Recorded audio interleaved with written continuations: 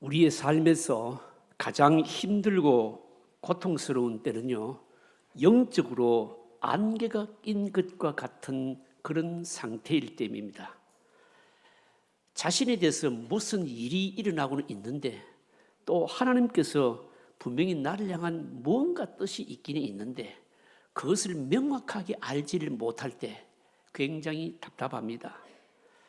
하나님의 뜻이 명확하지 않는데도 그러면서 상황은요, 자신이 의도한 것과는 달리 자꾸만 더 안 좋은 쪽으로 가게 될 때, 이때는 여러분 더 답답할 뿐인 것이죠. 오늘 본문에 보시면요, 야곱의 아들들이 처해 있는 상황이 바로 이런 상황이었습니다. 분명히 자신들에게 무슨 일이 일어나고 있습니다. 양식을 구하러 두 번이나 애굽에 왔는데 양식을 구하러 올 때마다 전혀 생각지 못했던 일들이 자꾸만 일어나는 겁니다. 처음에는 시몬이 잡혔고요. 두 번째 양식을 구하러 왔을 때는 바로 그렇게 염려했던 베냐민이 그만 잡히게 된 겁니다. 눈에 보이지 않게 뭔가 일이 일어나고는 있는데 도대체 이 일을 누가 주도하는지 그리고 또 무슨 목적이 있는지 알 수가 없어서 이 야곱의 아들들은 답답한 것이었습니다. 그런데 여러분, 이런 절망적인 상황에서 빠져나올 수 있었던 게 뭔가 하면 유다의 결단이었습니다. 여러분, 유다의 결단이 뭐였습니까? 유다는 아버지와 약속을 지키기 위해서 베냐민에게 무슨 일이 일어나게 되면 자기가 담보를 하고 베냐민에게는 일어나는 모든 일들을 자기가 책임지로 한 것 아닙니까? 언잔의 테스트로 말미암아 베냐민이 그 범인으로 딱 잡혔을 때 유다가 나서서 하는 말이 나를 노예로 삼고 바로 이 베냐민을 풀어달라. 바로 이 애굽의 총리에게 이 말을 한마디 한 겁니다. 이 말 한마디에 그토록 음하고 당당했던 애굽의 총리가요, 갑자기 바로 태도가 바뀌게 되는 겁니다. 오늘 이 본문의 내용은요, 창세기 후반부에서 가장 극적인 부분입니다. 요셉의 스토리 가운데서 클라이막스입니다, 여러분요. 그런데 오늘 여기 본문을 보시면 우리가 좀 주목해야 될 게 뭔가 하면 중요한 것은 이겁니다. 애굽의 총리가요, 자신들이 바로 팔아먹은 동생이다, 내가 요셉이다, 이 신분을 형들에게 딱 밝히니까 형들이요 막 두려움에 빠지지 않습니까? 이 두려움에 빠진 형들에게 요셉이 지금까지 되어온 모든 일에 대해서 하나님의 뜻을 쭉 설명하는 내용인데, 한마디로 말하자면 이것은 요셉의 완전히 설교인 겁니다. 이 요셉의 설교를 통해서 바로 요셉의 형들과 요셉은요 완전히 하나가 된 겁니다. 핵심은 이겁니다. 모든 일의 배후에 하나님이 계시고 그리고 하나님께서 모든 것들을 이끌어 가시고 주도하고 계신다라고 하는 겁니다. 여러분, 우리들도 그렇지 않습니까? 상상할 수 없는 일, 계산하고 도무지 수납할 수 없는 일, 그 배후에 우리 눈에 보이지 않지만 하나님이 우리 인생의 모든 것들을 주도하고 계신다. 오늘 우리에게 주시는 바로 메시지입니다. 첫째로 오늘 살펴볼 것은 요셉의 통곡이 의미하는 바가 뭐냐라고 하는 겁니다.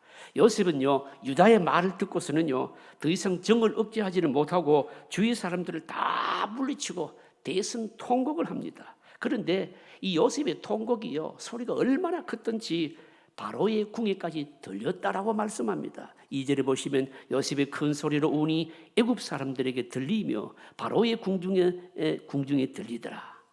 요셉의 이 울음소리가요 들린 것은 바로의 궁이 가깝기도 하지만 더운 나라여서 창문이 없어서 그럴 수도 있습니다. 그러나 여기서 중요한 것은 요셉이 처음으로 이 바로의 궁에 들릴 정도로 큰 소리로 통곡했다. 이것 자체가 여러분 의미가 있는 겁니다. 여러분, 요셉의 이 통곡이, 이 울음이 의미하는 바가 뭘까요, 여러분? 요셉은 애굽에 팔려온 지 20년 동안 울지를 않았습니다. 왜 안 울었을까요? 울면 약해지고 약해지면 애굽에서 살아남을 수가 없다 알았기 때문인 겁니다. 억울하게 감옥에 갇혔을 때도요, 그리고 또 감옥에 이 술 맡은 관원장에게서 내가 감옥에서 나가면 다시금 연락을 주겠다 그렇게 해두고서도 연락이 오지 않았을 때도, 소식이 없을 때도 요셉은 울지 않았습니다. 한 번 울어버리면 더 이상 바로 버틸 수가 없다는 것을 알았기 때문인 겁니다. 그런데 형들 앞에서 자신의 아픈 부분이 바로 노출되었을 때 이제는 형들을 믿을 수 있다라고 하는 판단이 딱 섰을 때는요, 20년 동안 그렇게 억눌러 왔고 억제해왔던 이 눈물을 더 이상 견딜 수가 없어서 터뜨리게 된 겁니다.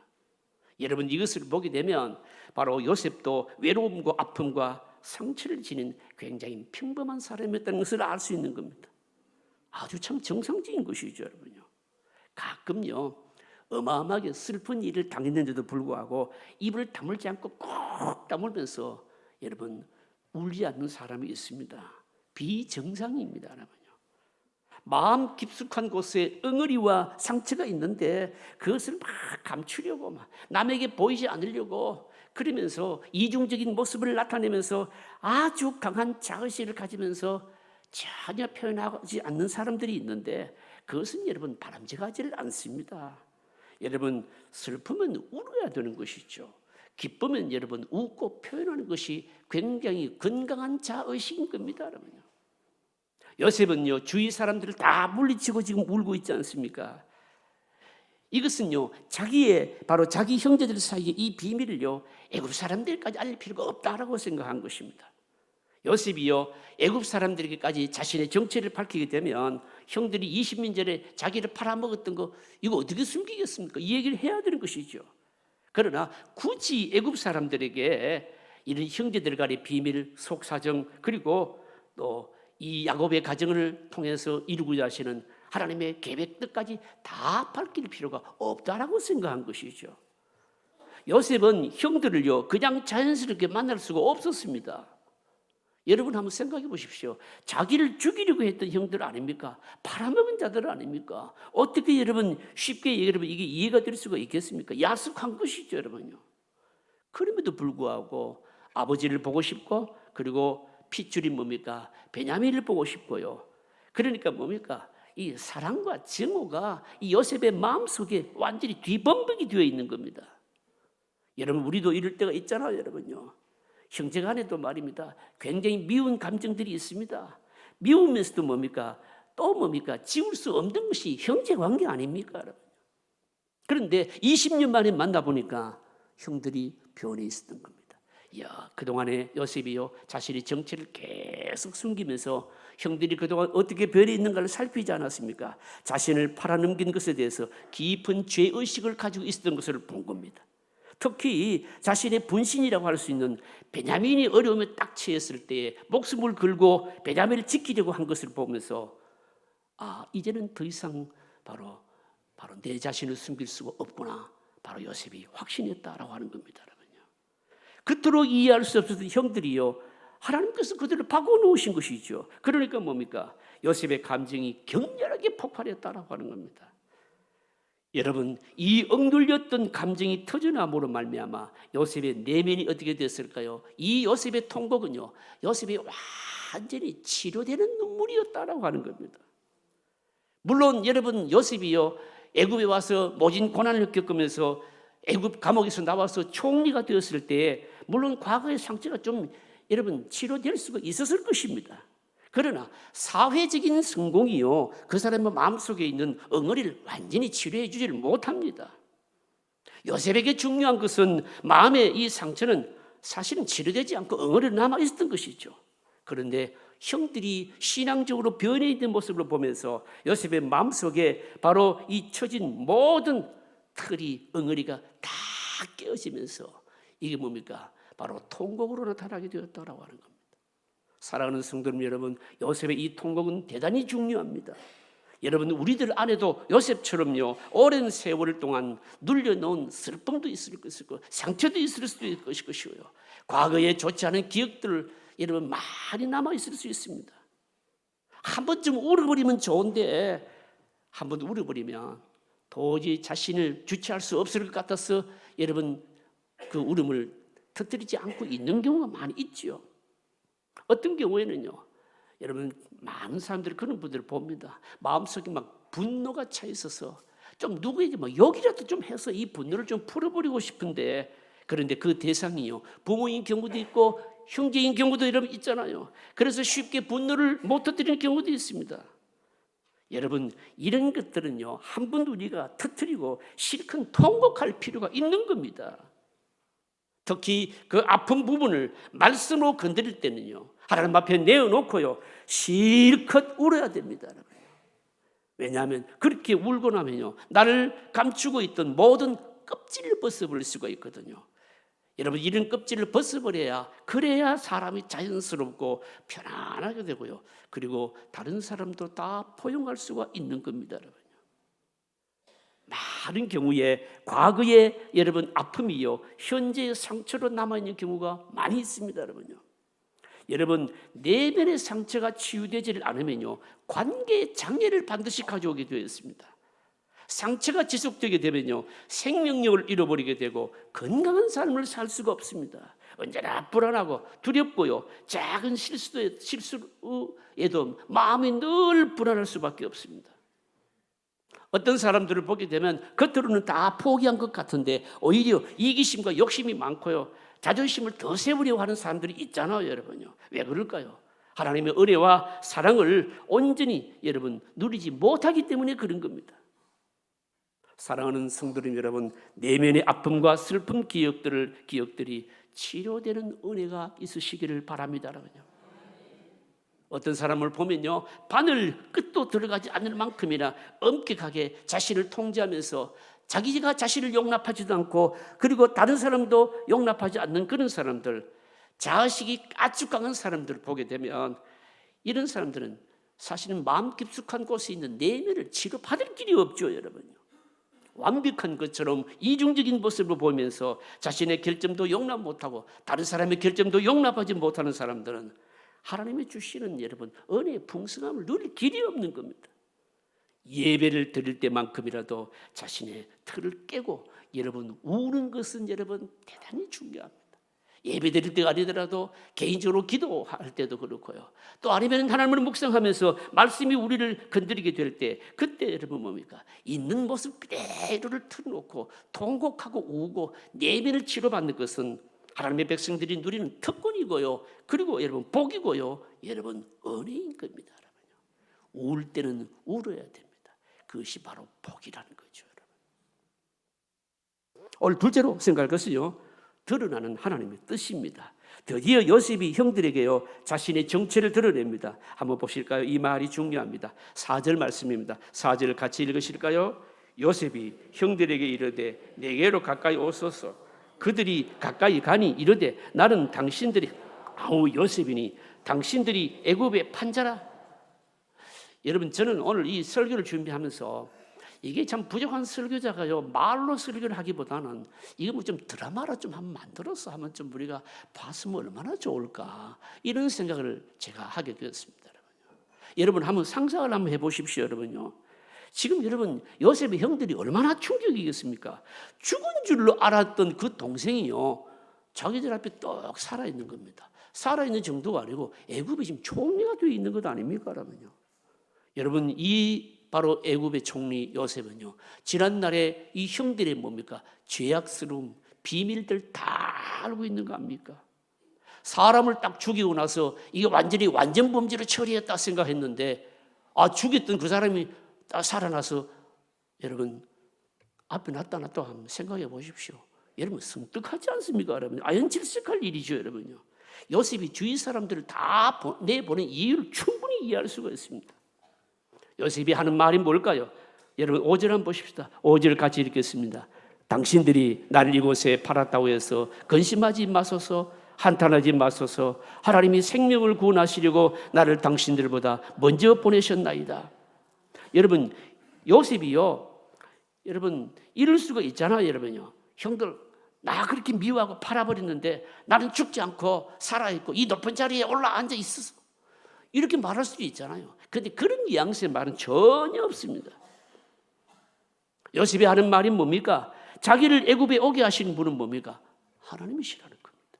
형들이 나를 팔았지만 그 뒤에 역사하시는 분은 누군가 하면 하나님이라는 겁니다. 그러기에 여러분 자기를 아프게 하고 힘들게 했지만 그 모든 것 지금 개의치 않겠다는 겁니다. 하나님께서 모든 악한 것들을 선으로 바꾸셨다는 뜻 아니겠습니까? 여러분, 요셉의 이 말이 우리에게 주시는 교훈이 뭘까요? 어려운 일을 만날 때 여러분, 우리가 하나님의 말씀을 드려야 되는 이유가 무엇인지를 우리에게 보여주는 거죠. 여러분, 하나님의 말씀을 우리가 듣지 않으면요, 모든 일들을 갑과 을의 사이로 그렇게 문제만 보지요. 여러분요, 갑과 을의 문제가 뭡니까? 여러분, 계약서 쓸 때 어떻게 씁니까? 갑은 을에게 언제까지 어떻게 한다, 이것을 행하지 않으면 쌍방간에 바로 어떻게 책임진다, 뭐 이런 거 아니겠습니까? 갑과 을의 사이를 보게 되면요, 여러분, 손해를 끼친 사람은 용서의 여지가 없습니다. 그러나 하나님의 말씀을 보게 되면요, 여러분, 우리가 보지 못했던 하나님의 거대한 구원 계획이 보여지면서 구원 계획 속에서 일어난 일들을 보게 되면요, 다 소화가 된다는 것이에요. 여러분, 하나님께서 나를 얼마나 정확하게 인도하셨는지, 나는 그렇게 방황했는데 그 발자국마다 하나님은 얼마나 정확하게 인도하셨는지, 그걸 발견하는 순간 형들을 향한 원망도 필요 없고 원수 갚을 마음도 없는 거죠. 여러분요, 하나님께서 모든 길을, 바로 이 일을 다 이끌어 오셨는데 여러분, 누구를 원망하면서 여러분 누구를 탓하겠습니까? 여러분요, 8절 말씀해 보시면 이렇게 말씀합니다. 그런즉 나를 이로 보낸 이는 당신들이 아니요 하나님이시라. 하나님이 나를 바로에게 아버지로 삼으시고 그 온 집의 주로 삼으시며 애굽 온 땅의 통치자로 삼으셨나이다. 하나님께서 야곱의 아들들을 구원하시기 위해서, 가나안에 있는 교회를 기근으로부터 구원하시기 위해서 요셉을요, 바로의 아버지, 애굽 온 땅의 통치자로 여러분 삼으셨다는 겁니다. 걱정할 필요가 없다, 형들에게 하는 말이 이 말이죠. 여러분요, 결국 20년 동안 미움과 증오로 나누어져 있던 형제들이요, 모두가 다 하나가 된 것이 뭔가 하면 하나님의 뜻이다, 이렇게 지금 밝히고 있는 겁니다. 여러분요, 사랑하는 성도님 여러분, 이건 오늘 우리들에게도 마찬가지죠. 여러분요, 우리는 그저 그렇고 그런 사람들끼리 관계하면서 삶을 살아가지 않습니까?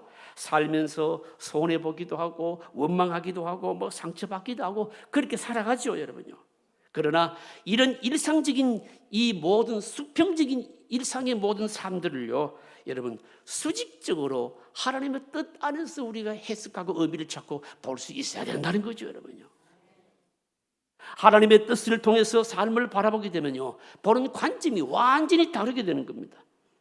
내 인생의 드라마 연출을 맡으신 분이 하나님이신 것을 인정하지 못하는 자는요, 여러분 남 용납 못합니다.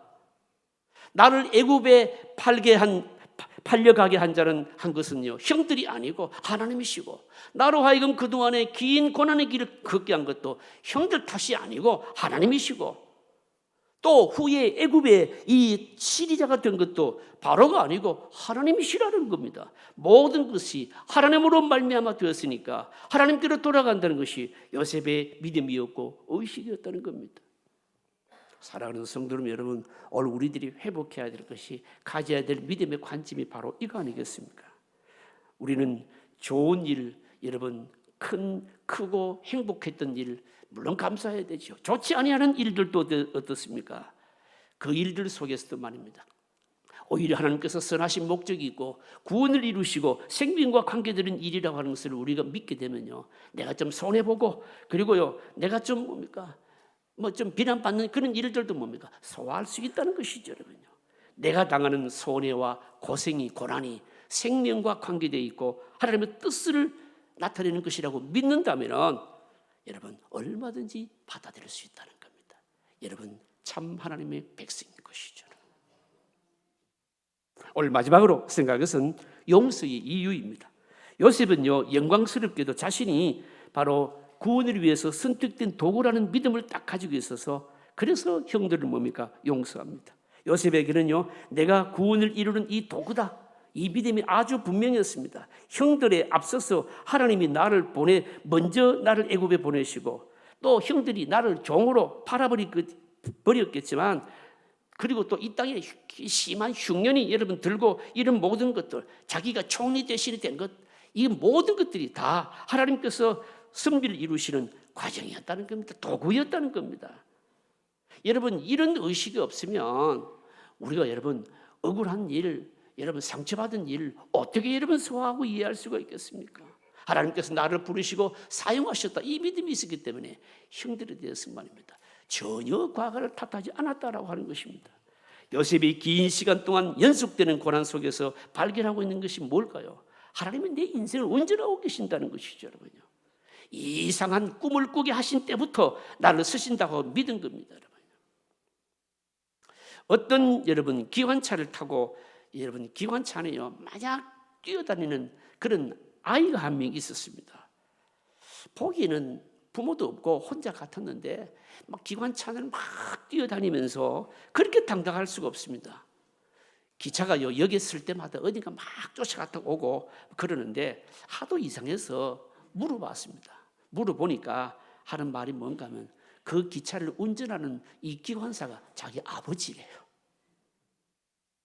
여러분 생각해 보십시오. 험한 세상에서 간사한 인간 틈에서 우리가 살아가면서 수모도 당하기도 하고요, 상처를 받으면서도 살아가지 않습니까? 그럼에도 불구하고 여러분 우리가 상처받지 않고 구겨지지 않는 여러분 삶을 인생을 살 수 있는 비결이 여러분 뭡니까? 여러분요, 내 인생 전체 모든 핸들을 잡고 계시는 분이 하나님이시고 나는 바로 그 핸들을 잡고 계시는 그분의 뭡니까? 통로가 된다, 이거 아니겠습니까? 여러분요, 하나님은 주인이시고 나는 축복의 통로이고요, 권능의 통로이고요, 역사의 통로라고 하는 것이요, 여러분. 여러분 이 믿음을 가져야 된다는 겁니다. 성경적이고 건강한 여러분 자의식, 신분의식은요 대단히 여러분 중요합니다. 하나님의 섭리 속에 나 같은 바로 죄인이 도구로 종으로 쓰임 받는다고 하는 이 신분의식이요, 분노도 미움도 다 처리할 수가 있는 겁니다. 역사의 주권자이신 하나님께서 큰 구원을 이루시기에 바로 여러분 나는 그 막대기로 통로로 쓰임 받는다. 여러분 이런 믿음이 있으면요, 이런 사명의식이 있으면요, 나에게 좋지 못한 감정, 분노 다 떨쳐버릴 수가 있다는 거죠, 여러분요. 그래서 여러분 진정한 용서는요, 여러분 도덕적인 수양으로 이루어지질 않습니다. 진정한 용서는요 의지력의 산물도 아닙니다. 진정한 용서는요 대의 명분의 여러분 승복도 아닙니다, 여러분요. 진정한 용서는 뭔가 하면 하나님의 주권에 대한 순종입니다. 진정한 용서는요 생명과 인격에 대한 자긍심이고 역사의식에 대한 바로 실천인 겁니다, 여러분. 사랑하는 성도 여러분, 살아가시면서 힘든 일, 여러분 복잡한 일 얼마나 많습니까, 여러분? 우리가 가져야 될 여러분 믿음이 뭘까요, 여러분요? 우리가 가져야 될 믿음은 삶에는 우연이 없다는 거 아니겠습니까? 참새 한 마리도 여러분 하나님의 허락 없이 떨어지지 않습니다. 우리의 머리카락까지 다 서신받지 않습니까, 여러분? 그러므로 하나님의 뜻대로 부르심을 입은 자들에게는 사람과의 관계 속에서 일어나는 모든 사건이 합력하여 선을 이루신다. 나는 믿음을 가지자라고 하는 겁니다. 이 믿음을 가지게 되면 나를 괴롭게 한 사람들, 나에게 손해보게 한 사람들, 나에게 막 분노를 치밀하게 오르게 한 사람들, 여러분 다 용서할 수가 있다라고 하는 겁니다. 여러분 우리는 하나님의 백성들은요 보다 큰 명분과 비전을 가져야 됩니다. 여러분 사람은 별 수 없거든요, 여러분요. 분명히 보다 더 큰 가치관을 가져야 됩니다. 그래야 여러분 편견과 증오 이 모든 것들을 다 이겨낼 수가 있는 겁니다. 하나님의 큰 구원과 사명이라고 하는 것, 하나님이 내 인생을 다 주권자로 이끌어 가시고 나는 그의 통로다라고 생각하게 된다면 사람 사이에 일어난 모든 일들 하나님과의 관계에서 소화할 수가 있다라고 하는 겁니다. 수평적으로 이루어지는 모든 삶의 사건을 수직적으로 하나님과의 관계에서 해결할 수 있는 것, 이게 바로 하나님의 백성들의 삶의 바로 특징인 것입니다. 말씀을 맺겠습니다. 가장 어두운 밤이 지난 후에 진리 아침이 오지 않습니까? 야곱의 아들들이 갑자기 한순간에 답답한 어둠이 지나고요 환한 축복의 아침이 오게 된 이유가 여러분 뭘까요, 여러분요? 여러분 유다의 바로 믿음과 결단 때문이었습니다. 여러분 이거를 볼 때 여러분 믿음이요 역사를 일으키는 게 맞습니다, 여러분요. 전적으로 하나님을 의지하는 믿음이야말로 갑자기 하나님의 때가 오게 도래하게 만들었고요 진리의 아침이 오게 만들었던 겁니다. 여러분 이런 믿음을 가지기 위해서는 기질이나 신념이나 집념을 버리고 여러분 하나님을 아는 지식을 여러분 가져야 되는 겁니다. 결정적인 순간에 결단하는 믿음은 평소에 하나님을 많이 알도록 훈련받은 사람이 가질 수가 있거든요. 그리고 밤이 오면 어둠이 깊을수록 아침이 가깝다는 것을 깨닫고 여러분 낙심하지 말아야 됩니다. 사랑하는 성도 여러분, 하나님의 백성들의 용서는요 도덕적인 수양으로 이루어지질 않습니다. 하나님 앞에서 모든 것들을 소화하게 될 때 이루어지거든요. 여러분 좋은 일이든 나쁜 일이든 하나님의 계획하심을 믿고 소화하는 믿음의 종들이 되시기를 주의 이름으로 축복합니다.